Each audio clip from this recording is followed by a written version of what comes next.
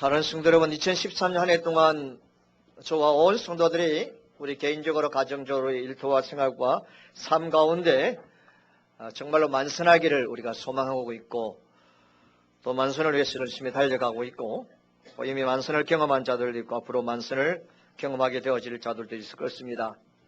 우리가 정말로 하나님께 주시는 은혜가 충만해서 풍성한 은혜를 경험하고 만선을 경험하기 위해서는 우리가 왜 만선해야 되는지, 무엇을 위해서 우리에게 만선이 필요한지를 아셔야 되지 않겠습니까? 무엇을 위한 만선인가에 대한 답을 우리가 가지게 되었으면 우리가 만선의 길을 볼 수가 있을 것입니다. 오늘 우리가 읽었던 본문 말씀은 요셉이 총리가 되어진 사실이죠. 요셉이 총리가 되어지다는 이 말로서는 표현하기 너무 부족합니다. 요셉이 어떤 사람입니까? 형들로부터 미움으로 노예로 팔렸던 사람이죠. 남의 집에 가서 종노릇 합니다. 또 모함을 받아서 감옥에 갇히는 일들을 경험합니다. 사실 여러분들, 요셉만큼 큰 상처를 입은 사람이 없습니다. 여러분, 같이 사는 형제들, 피를 나누는 형제들부터 왕따를 당하고 피를 나누는 형제들로부터 버림을 당하는 이것보다 더 큰 상처가 없습니다. 오늘 상처 이야기하는데, 여러분,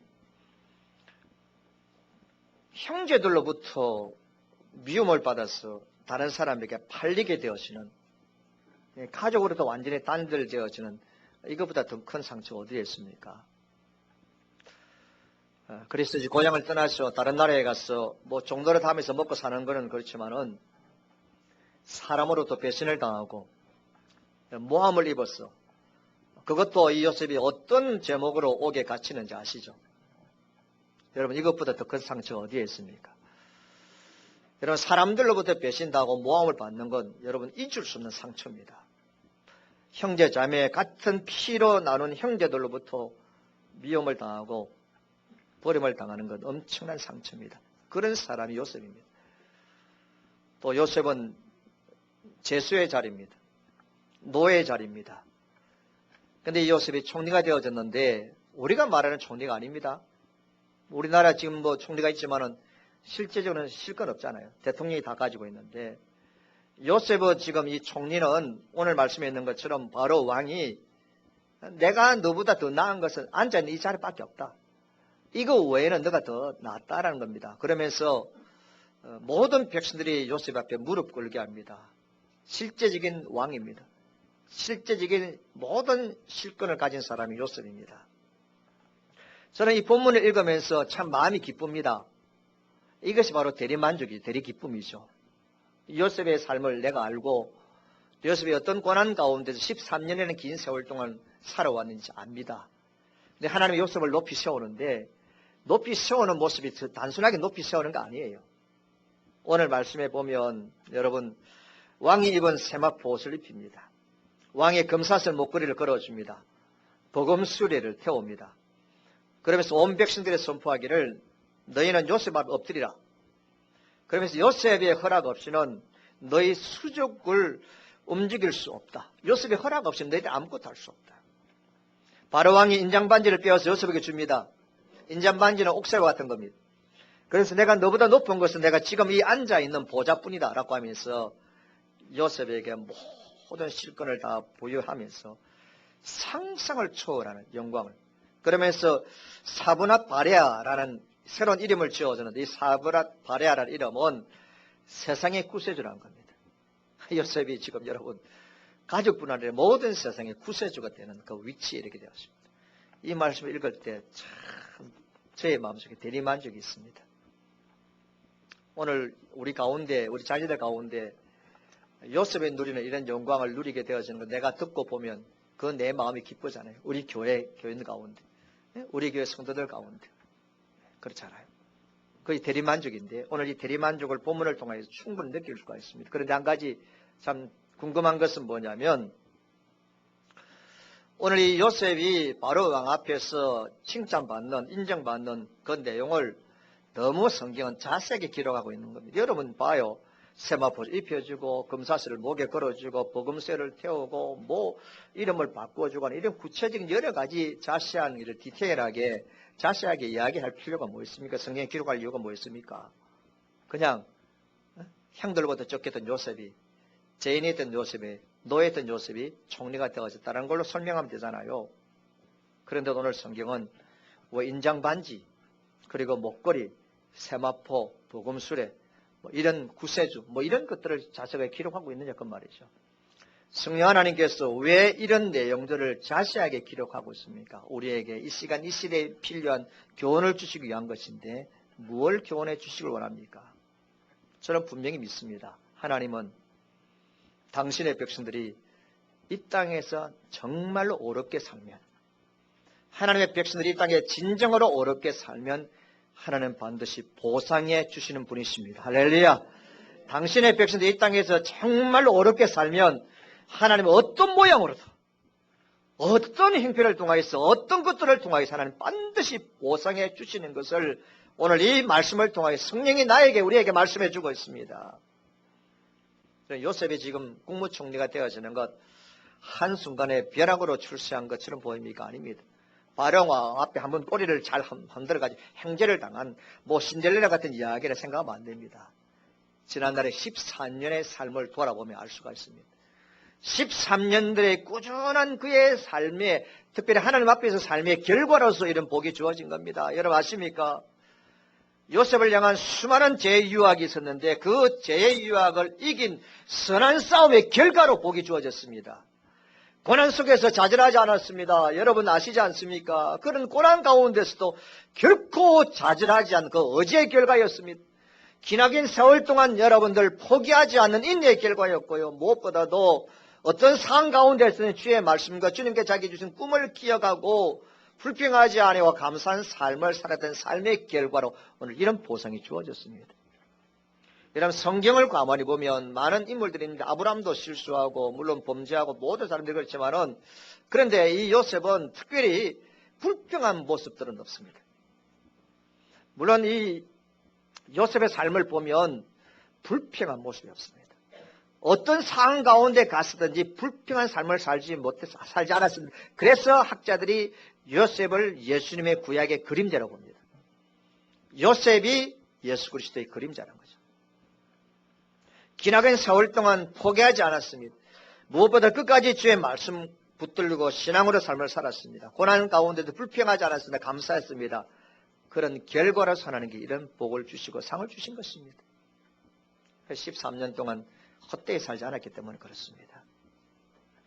오늘 이 시간 여러분들 가운데 물론 나름대로 내가 좀 믿음으로 살고 어렵게 삶을 살아가고 있음에도 불구하고 하나님 나에게 좀 보상하지 않고 좀 복을 주지 않는 것 같고 우리 가정에 특별한 은혜를 주시지 않는 것처럼 생각하고 조금 그렇게 섭섭한 마음을 가지고 있는 분들이 있습니까?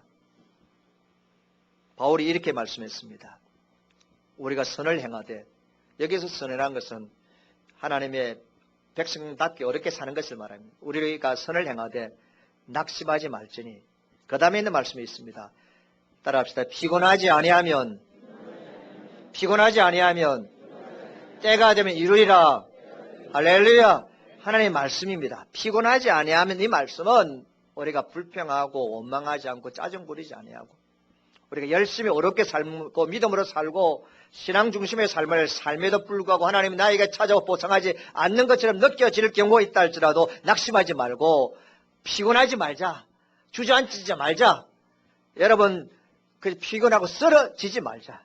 그러면 때가 되면 이르리라 말씀했습니다. 그러므로 우리가 어렵게 경건하게 사는 삶을 포기하지 마시기를 바랍니다. 자, 그래서 저는 이 말씀을 읽으면서 참 요셉의 삶이지만은 나는 대만족을 충분히 느낄 수가 있습니다. 오늘 우리 동북에서 간 성도들과 우리의 자녀들과 우리의 생활과 삶 가운데 우리가 어렵게 살면 하나님 반드시 보상해 주실 것이고 보상을 받고 있는 분들도 있고 또 보상해 주실 것을 믿으시기를 바랍니다. 또 한 가지 이걸 알아야 될 것은 여러분 요셉의 삶은 인생은 사실은 쓰레기 같다 할까요? 쓰레기 같다 하면 좀 그렇고 요셉의 삶은 인생은 먼지와 같습니다. 자, 형들이 후 부르니까 팔려갔어요. 형들이 후 부르니까 팔려갔습니다. 보디발의 아내가 후 부르니까 감옥에 갇힙니다. 요셉의 인생은 먼지와 같았습니다. 이리 날리고 저리 날리고. 그렇지 않습니까? 요셉의 인생은 어떻게 보면 썰개 같지만 요셉의 인생은 먼지와 같은 인생입니다. 사람들로부터 이렇게 후 불리고. 그런데 알아야 될 것은 요셉이 먼지와 같은 인생이었지만 먼지와 같은 삶을 살아갈 수밖에 없는 그런 여건이었지만은 하나님의 은혜가 그에게 임하니까 먼지 같은 인생이지만은 하나님의 은혜가 그에게 임하니까 그의 인생도 빛을 발하기 시작했습니다. 먼지 같은 인생이죠. 잊혀지고 쓰러지가 않고 버려질 인생인데 하나님의 은혜가 임하니까 만선하게 되어지고 형통한 삶을 살게 되어지고 여러분 단순하게 형통한 삶이 아니에요. 요셉은 민족을 구원하고 가족을 구원합니다. 주의 이름을 드러냅니다. 하나님의 살아계심을 증거합니다. 한나라의 왕이 요셉의 삶을 보고 하나님을 인정하지 않습니까? 이것이 바로 은혜 받은 자의 모습, 빛을 발하는 모습이 아니고 무엇이겠습니까? 13년 세월 동안 먼지 같은 인생이었지만 시간마다 그의 삶 속에 하나님의 은혜가 임하니까 때가 되어 하나님께서 그를 들어 세워 빛을 발하게 되어 인생을 살게 하신 것입니다. 그래서 저는 게테의 말을 참 좋아합니다. 게테는 이런 말을 했죠. 여러분 먼지 같은 우리 인생이지만은 하나님께서 은혜를 베푸는데 여러분 게테가 이렇게 말했습니다. 먼지도 우리 눈에 보이는 먼지도 태양의 빛을 받으면 뭐가 됩니까? 빛을 발합니다. 여러분 지금 어두운 데는 모르지만은 빛이 비치는 가운데 먼지는 반짝반짝합니까? 안 합니까? 안 와요? 여러분들이 먼지는 막 어둠 너머인데 보면 빛이 반짝반짝합니다. 하나님의 은혜가 임하니까 먼지 같은 인생이지만 빛을 발할 수 있다는 겁니다. 요셉에게는 하나님이 주신 소원이 있습니다. 소망이 드디 이루어지는 것 때문에 마음이 상하게 할 수도 있습니다. 그러나 소원을 성취하게 되면 그 마음이 답니다. 요셉의 꿈과 소원이 성취되었을 때 그의 마음이 얼마나 충만했겠습니까? 그런데 누가 그런 충만과 기쁨을 주었습니까? 누가 그의 이름을 드러냈습니까? 누가 그를 그렇게 높이 들어 사용했습니까? 하나님의 은혜입니다. 하나님의 은혜가 그에게 부어졌기 때문에 가능한 줄 믿습니다.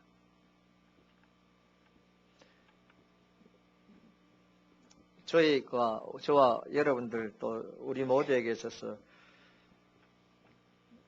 생각을 하지만은 결정적인 순간에 이것이 부족합니다. 결정적인 순간에 중요한 순간에 하나님 은혜를 구하지 않습니다. 평소에는 뭐 은혜 하는데 너무너무 중요한 결정적인 순간에는 전적으로 하나님 은혜를 구하지 않습니다. 하나님 은혜가 임하면 정말로 놀라운 일이 생깁니다. 하나님 은혜가 임하면 한순간에 모든 게 다 변하는 줄 믿습니다. 하나님의 은혜가 임하니까 따라합시다. 내 자신도 변한다. 할렐루야. 우리가 예수 믿고 신앙생활을 하면서 제일 괴로운 것이 뭐냐면 가족이 나를 괴롭히는 것이 괴로운 거 아니에요. 거기에는 사랑도 들어있으니까. 가장 괴로운 것은 변하지 않는 내 자신 때문입니다. 바뀌어지지 않는 내 자신 때문에. 가장 힘든 것은 바뀌지 않는 내 기질 때문에. 바뀌지 않는 내 성격, 바뀌지 않는 내 태도, 바뀌지 않는 내 자신 때문에 우리가 괴롭잖아요. 힘들잖아요. 다 알잖아요. 그러나 하나님의 은혜가 임하면 내가 변합니다. 믿습니까 여러분? 하나님의 은혜가 변하면 환경도 변합니다. 내가 변하고 환경이 변하니까 주변에 있는 사람들 저절로 변합니다. 그래서 여러분 하나님의 은혜만큼 좋은 것은 없습니다. 여러분 하나님의 은혜는 신분을 초월하게 만듭니다. 하나님의 은혜가 임하니까 기적을 만듭니다. 하나님의 은혜가 임하니까요 만날 수 없는 사람 만나게 합니다. 하나님의 은혜가 임하니까 용납할 수 없는 사람을 용납합니다. 하나님의 은혜가 임하니까 이런 무한한 가능성을 창조합니다. 이게 하나님의 은혜가 가지는 역사입니다. 실제로 여러분 모섬이 대통령 된 적이 있습니다. 미국의 20대 대통령인 가필드라는 대통령이 있는데 이 사람은 어느 집에서 농장에서 모섬으로 삶을 살았는데 그 모섬으로 살다가 그 농장의 주인하고 좀 눈이 맞아서 교제를 했는데 아버지가 주인이 알고서는 그 가필드라는 모섬을 쫓아보냈습니다. 35년이 지나고 난 다음에 이 주인이 그 창고를 정리하다 보니까 과거에 이제 자기가 쫓아보낸 그 모섬의 짐이 발견되고 그 짐에 모섬 이름이 적혀져 있는데 가필드입니다. 미국의 20대 대통령 가필드였습니다. 그 집 주인은 대통령이 될 사회를 쫓아낸 결과인 것이죠. 그게 중요한 게 아니고요. 하나님 은혜가 임하니까 모섬도 대통령이 됩니다. 하나님의 은혜가 임하니까 사람을 여럿이 죽인 사람들도 주의 종이 됩니다. 하나님의 은혜가 임하니까 실패 가운데 다른 사람 다 주저앉아 있는데 일어납니다. 하나님의 은혜가 제대로 정통적으로 임하니까 사람이 변합니다. 하나님의 은혜가 제대로 박히니까 새로워집니다. 이것이 하나님의 은혜가 가지는 역사입니다. 힘입니다. 그래서 우리는 하나님의 은혜를 사모해야 됩니다. 우리의 노력도 수고도 땀 흘림도 우리의 열심도 중요합니다. 그러나 그 모든 것 위에 하나 더 얹어야 될 것이 있는데 하나님의 은혜인 줄 믿습니다. 하나님 은혜가 내 신앙생활 가운데, 가정과 일터 가운데, 자녀 가운데 늘 임해야 될 줄 믿습니다. 그렇지 않으면 모든 다 무용지물입니다. 이제 요셉이 총리가 된 후에 그의 삶을 살펴보기 전에 요셉을 통해서 만선이 무엇인지, 왜 만선해야 되는지, 여러분 성공이 무엇인지를 잠깐 살펴볼 수가 있습니다. 우리가 모두가 다 총리 될 수 없잖아요. 그죠? 모두가 다 대통령 될 수 없습니다. 모두가 다 장관 되고 사장 될 수 없잖아요. 그러면 진정한 성공이 뭡니까? 우리가 생각하기를 성공이라는 것은 이렇게 잘 되는 것이고 남들 우르르 보는 것이고 또 남들이 가지는 것보다 더 많이 가지는 것이고 좀 더 잘 사는 것이고 좀 높아지는 것이고 좀 더 손에 더 많은 쥐는 것이고 이런 것 다 성공이라 생각하지 않습니까? 그런데 다 다르잖아요. 다 대통령 될 수 없잖아요. 다 사장이 될 수 없잖아요. 그럼 성공이라는 게 뭐냐면 만선이라는 게 무엇이겠어요?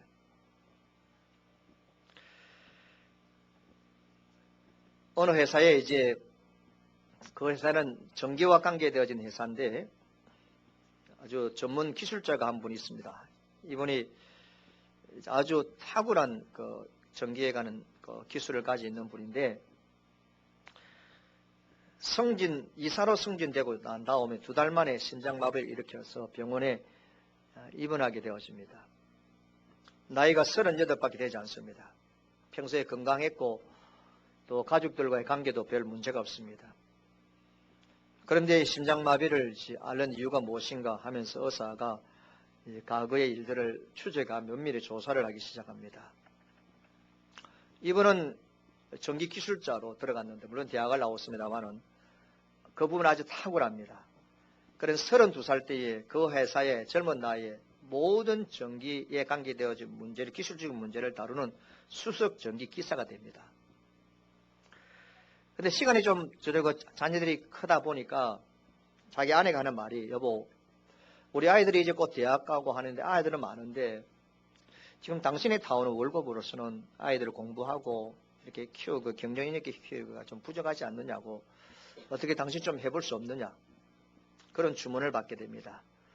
그런 말을 마음에 두고 이게 생활하는데 그래서 내가 독립해서 이제 전기회사를 차려볼까라는 생각도 해보는데 실제로 먼저 나가서 회사를 차리는 친구들 가운데 보면 대부분 다 실패했기 때문에 그 부분도 자신이 없습니다.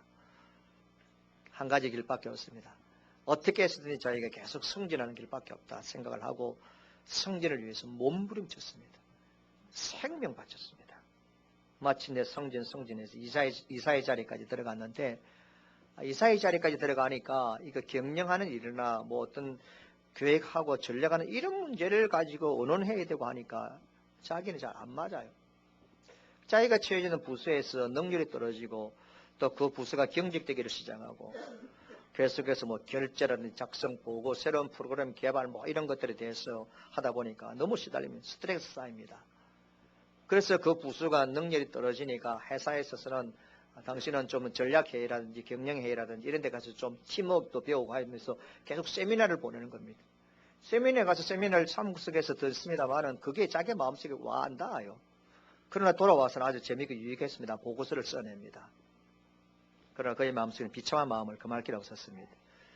그는 오늘 아침에 새벽에 심장마비를 일으키고 병원에 실려왔습니다. 6주 동안 병원에 누워있으면서 그가 곰곰이 생각하는 가운데 내린 결론이 있습니다.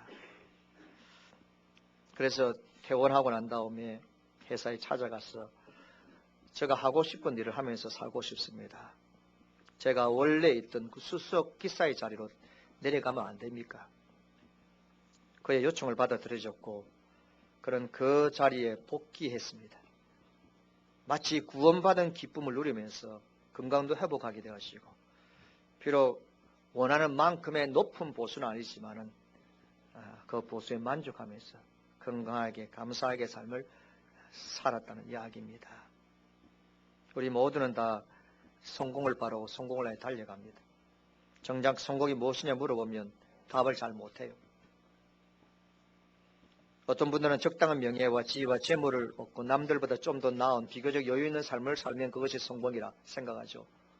그것도 하나의 성공의 일부분입니다. 그러나 진정한 성공은 아니죠. 성경이 말하는 성공이 뭔지 아십니까? 주님이 원하시는 것은 세상 사람들의 앰비션입니다. 야망입니다.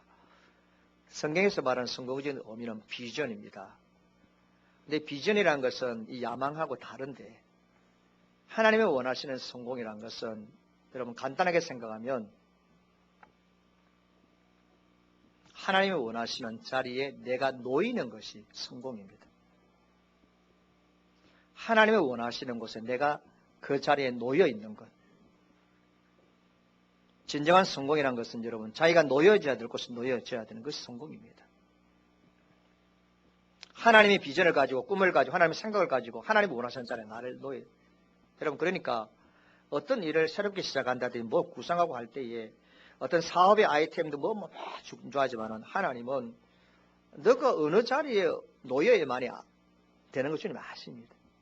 그런데 우리는 하나님의 생각과 상관없이 내가 어떤 그 자리에 또 그 일을 내가 취해야 된다고 생각합니다. 하나님이 놓아주는 자리에 내가 머무는 것이 그것이 성공입니다. 그것이 대통령의 자리, 하나님이 놓여주게 하는 자리면 그것이 대통령의 자리랄지 그것은 여러분 성공입니다. 그러나 하나님이 놓이지 않은 자기가 억지로 올라갈 수 있죠. 하나님이 너가 여기 앉아야 된다고 허락하지 않는데 자기가 앉아가 그건 성공이 아니에요. 왜 성공이 아닌지 좀 이따가 말씀을 드립니다. 어디에서 뭘 하든지 놓일 곳에 놓여지는 사람. 그래서 그 일에 만족하고 그 일을 통하여 주의 영광을 드러내고 그 일을 통하여 선한 영향력을 발휘하고 그 일을 통하여 주님의 사람으로 더욱더 성숙해져 가는 그 사람이 성공한 사람이고 그 자리가 성공의 자리인 줄 믿습니다. 은퇴하신 그 선배 목사님 중에 한 분이 이제 만날 때마다 이제 저에게 그런 이야기를 해요. 이분은 아주 똑똑한 분이에요. 제가 어릴 때, 제가 이제 부목사 시절이나 이렇게 보면, 이분이 아주 똑똑해요. 굉장히 똑똑합니다. 영리하고 아주 바르고, 뭐 교회도, 목회도 열심히 하죠. 그러다 보니까 주변에서, 당신은 참 똑똑하고 하니까, 좀 교단 일을 해야 된다. 이래가지고 이 교단 일에 이제 참여시키기 시작합니다. 이렇게 쉽게 하면 교단 정치죠. 교단 정치에 들어오게 합니다. 정치에 발을 디디면 또 그것도 재미가 있다고 합니다. 그 이분이 이제 어디까지 올라가느냐 하면 보건병원하고 고신대학 전체를 학원 이사입니다. 이 학원 이사가 제일 크거든요. 학원 이사장은 뭐 그 인사권까지도 다 갔냐고 학원 이사는 학교가 앞으로 나아갈 프로젝트나 이런 것도 다 결정합니다. 이사에서 결정하지 않으면 아무것도 못하죠. 그래서 이 학원 이사로 이제 등극이 됩니다. 그래서 교회 생활을 하다가 이제 학원 이사를 하니까 얼마나 자주 이제 회의에 참여하게 됩니까? 또 이제 이 학원 이사라는 것은 정치적인 자리이기 때문에 반대하는 사람들도 많습니다. 갈등하고 서로 욕하고 생각이 다른 사람과 서로 다투기도 하고 막 그렇게 하면 스트레스가 쌓이는 거예요. 또 피곤하니까 또 뭐 교회 사역도 좀 그렇기도 하고 이러다가 이번에 뇌절정으로 이제 이 목사님이 쓰러집니다. 쓰러지고 난 다음에 다행히 하나님 은혜 가운데 건강을 회복했습니다만 말이 확실하지 않아요. 약간 어눌해요. 걸음걸이도 이렇게 잘 걷지 못합니다. 조금 걷는 모습 보면 표시가 납니다. 그러니까 데미지를 입었으니까 무슨 힘이 나겠어요. 아무리 기도해도. 그래서 교회는 차츰 이제 약해지기 시작하죠.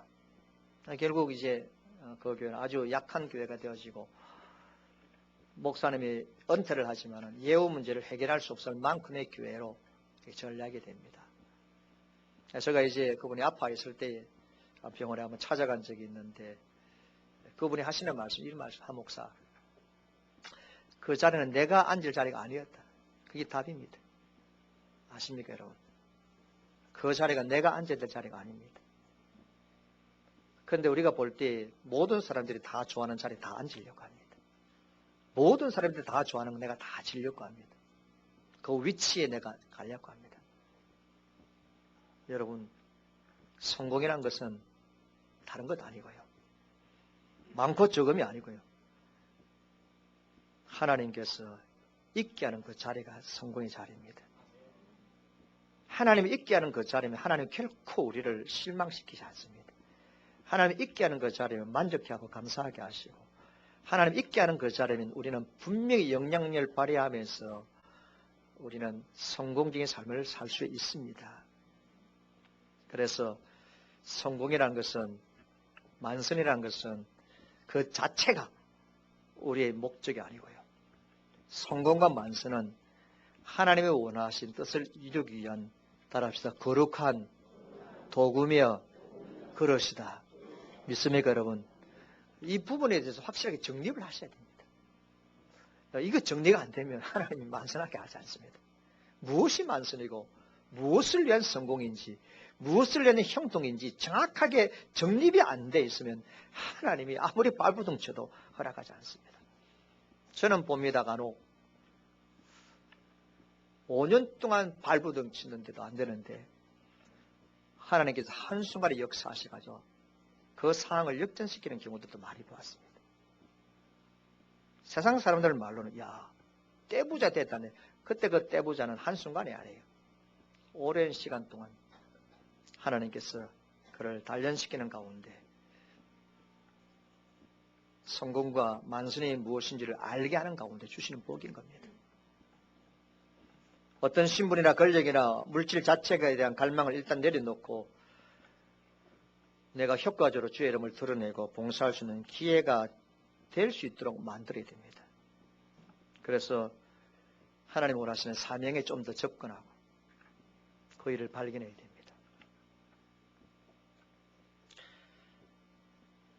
우리나라에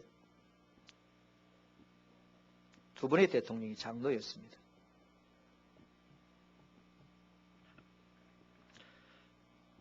좀 이따가 말씀을 드리고요. 따라서 성공은 섬김을 위한 디딤돌이다. 자, 여러분, 요셉이 총리가 되고 난 다음에 모습은 우리에게 굉장히 많은 교훈을 줍니다. 성공 속에서 무엇을 어떻게 나가고 있는지 잘 말씀하는데 오늘 45절과 46절을 두 군데 보면 요셉이 총리가 되고 난 다음에 온 땅을 다 순찰하죠. 순찰. 유람하러 관광하러 다니는 게 아니죠. 애굽 전역을 다 이제 조사를 합니다. 그래서 이제 토지 조사 사업을 합니다. 이 요셉이 하나님이 주신 지혜를 가진 사람이니까 토지 조사를 하고 그 다음에 농업, 수급 정책을 수립하기 위해서 어느 지방 토지를 어떻고 그 지방에 맞는 특산물이 어떻고 이런 부분에 대해서 조사를 하기 시작하고 또 한 가지는 어떤 세무인데 세금의 정세 문제인데 앞으로 이 나라에 환란이 올 줄 알고 백성들에게 평소에 10%로 걸어들이고 20%로 걸어들이게 하는 이런 일들을 합니다. 요셉이 총리가 되고 난 다음에 막강한 권력을 가지고 그 정상의 자리에 그냥 앉아서 호령한 것이 아니라 그 정상의 자신 내려와서 온 전국을 돌아다니면서 국민을 섬기고 민족을 섬기고 백성을 섬기는 일을 하는 것입니다. 이것이 정상의 자리에 있는 자가 해야 될 일입니다. 성공은 목적 달성하기 위한 수단에 불과하고 도구에 불과합니다. 하나님이 원하시는 것. 그러나 성공 자체가 목적이 될 때는 성공한 후에 찾아오는 공허와 쾌락의 죄에 빠집니다. 여러분 반드시 그렇습니다. 성공 자체의 목적이 있으면 성공을 달성한 이후에 찾아오는 그 공허함은 말로 표현을 못합니다. 그래서 그 공허함 때문에 여러분 죄의 쾌락에 빠지게 되었습니다. 아십니까? 하루에 우리 교인들 가운데 그런 분이 있으면 좋겠지만 하루에 여러분 그냥 순수입 300만 원씩 손에 들어와요. 하루에 300만 원. 저녁마다 10,000원짜리를 세워가지고 검구에 합력 보아요. 그 재미 굉장합니다. 하루에 여러분 순수입이 300만 원, 400만 원 들어오니까 사람이 돌아갑니다. 이거 어찔 줄 몰라요.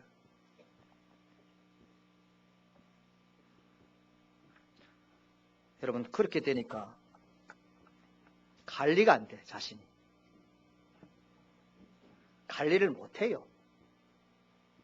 현금이 많다는 이야기를 들으면 얼마나 벌레들이 찾아옵니까? 일가 친척들, 친구들 엄청 찾아옵니다. 경상도 사나이가 하면서 한턱 쏘라. 여러분 오랜 시간이지만 하루 저녁에 술값이 500만 원입니다.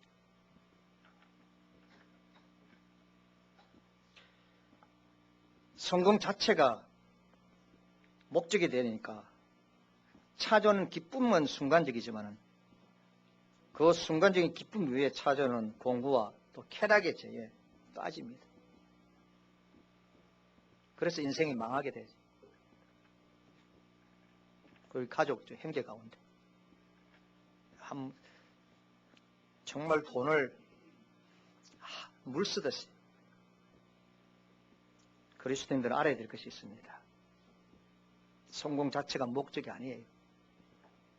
만선 자체가 목적이 아닙니다. 사명을 완수하기 위한 주의 영광을 드러내기 위한 디딤돌에 불과합니다. 자, 요셉은 왜 위대한 줄 아십니까? 따라합시다. 사명과 성공을 분별할 줄 알았다. 할렐루야. 사명과 성공을 분별할 줄 알았습니다. 여러분 요셉이 총리가 되었습니다. 여러분 이것은 1년 내내 축하받고 파티하더라도 부족한 거죠. 요셉은 축하 파티하지 않습니다. 오히려 애굽 땅을 순찰합니다. 기근을 대비하면서 열심히 일합니다. 내려와서 백성을 섬깁니다. 야, 역시 하나님을 믿는 총리가 다르구나. 하나님을 믿는 사람이 다르구나. 바로 왕도 요셉을 인정했습니다. 그 요셉이 온 전국을 순회할 때 온 국민들이 얼마나 바로 이 요셉을 믿는 하나님을 새롭게 생각했을 것입니까? 요셉은 알고 있는 것이 있는데 하나님이 나를 정상의 자리에 성공의 자리에 앉힌 것은 내 개인의 즐거움과 만족을 위한 것이 아니라 하나님이 나를 성공의 자리에 만선의 자리에 앉힌 것은 그 자리에서 내려와서 주님을 섬기고 사람들을 섬기라고 주신 줄 알았습니다. 이것이 요셉의 위대함입니다. 요셉이 그랬습니다. 그러므로 인생의 최종 목적은 정상의 자리에 오르는 것만이 아닙니다. 정상의 자리에 올라야 됩니다. 정상의 자리에 오르면서 또 내려와서 섬길 때 계속해서 그 정상을 유지할 수 있습니다. 정상에 올랐던 자들이 그 정상을 계속해서 유지하지 못하는 게 뭡니까? 내려오지 않으려고 그저 그냥 그 자리에만 머물려고 하니까.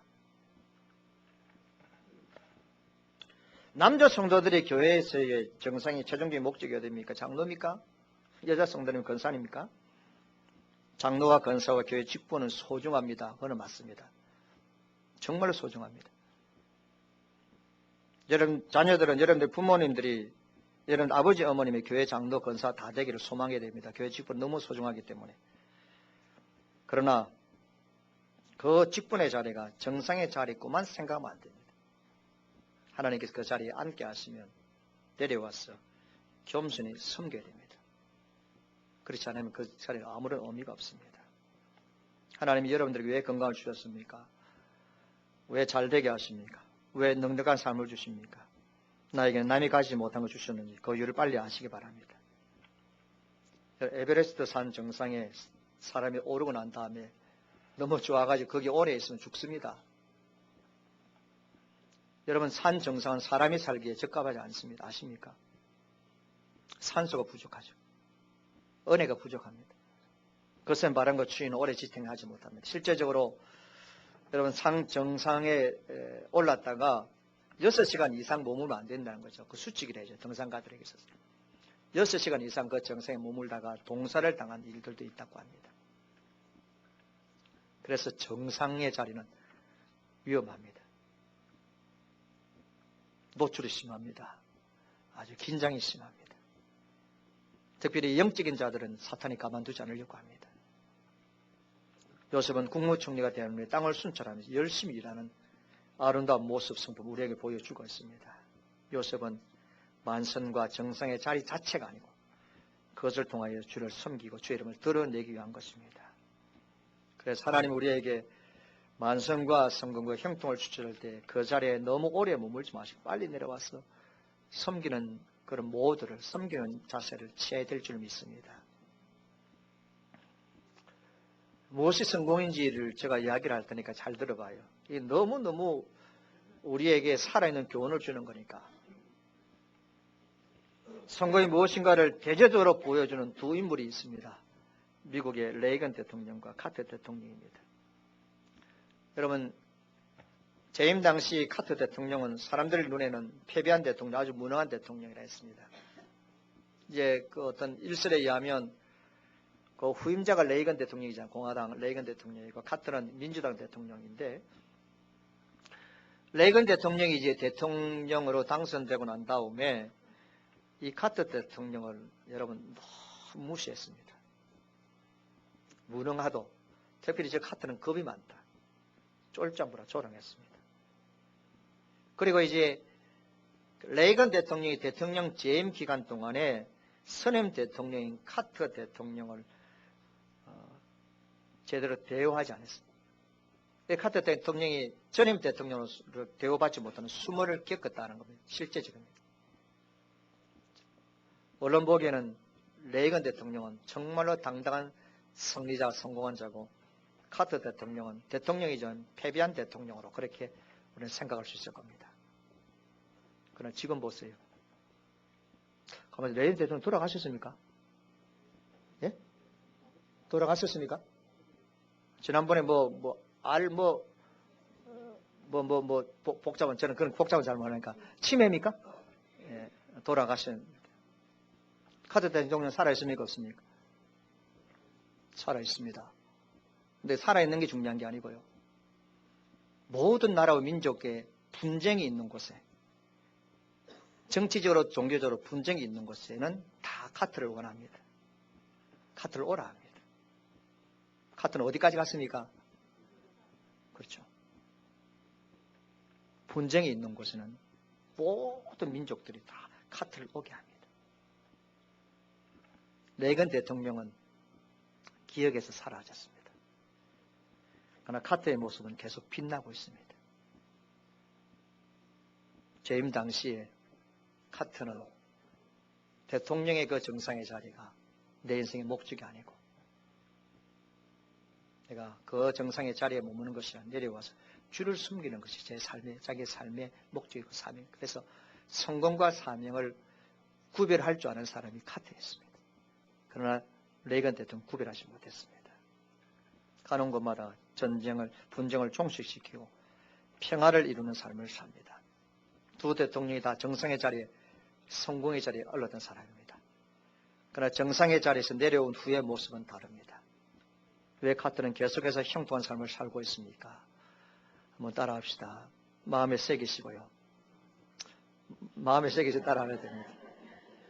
감사합니다. 따라서 레이건 대통령은 정상을 위해서 살았고 카터 대통령은 사명을 위해서 살았다. 할렐루야. 이 차이입니다. 아시겠습니까? 우리는 사명을 위해서 삶을 삽니다. 왜 만선을 원합니까? 왜 형통을 원합니까? 사명을 위한 만선을 기대하시기 바랍니다. 사명을 위한 형통을 기대하시기를 주의 이름으로 축원합니다. 하나님 앞에서 정직하게 어렵게 살면 반드시 보상해 주시고요. 고난 가운데서도 말씀 붙들고 산 역전의 기회를 주시고요. 사람들이 볼 때 내 인생이 먼지 같은 인생이라 여기에서 치이고 저기서 치이고 이 사업과 이 사람에서 치이고 먼지같이 후 불면 날아가는 인생이라 할지라도 하나님의 은혜가 임하면 빛을 발할 수 있는 줄 믿습니다. 성공은 우리의 목적이 아닙니다. 더 많이 가지는 것도 목적이 아닙니다. 우리의 목적은 주의 뜻을 드러내는 것입니다. 주님을 잘 섬기는 것이고 주의 이름을 드러내는 것인 줄 믿습니다. 그래서 성공은 섬김에 의한 뒤흔들에 불과합니다. 말씀했습니다. 대부분의 세상 사람들은 한 번의 형통으로 끝납니다. 그렇잖아요. 한 번의 형통으로 끝납니다. 그러나 성공과 사명을 구별할 줄 아는 사람들은 성공과 사명을 구별할 줄 아는 사람은 영원히 형통한 자가 되는 줄 믿으시기 바랍니다. 우리 그리스도인들은 한 분의 형통으로 한 분의 만선으로 살 자가 아닙니다. 영원한 만선과 영원한 형통으로 살아갈 자임을 기억하시기를 주의 이름으로 축원합니다.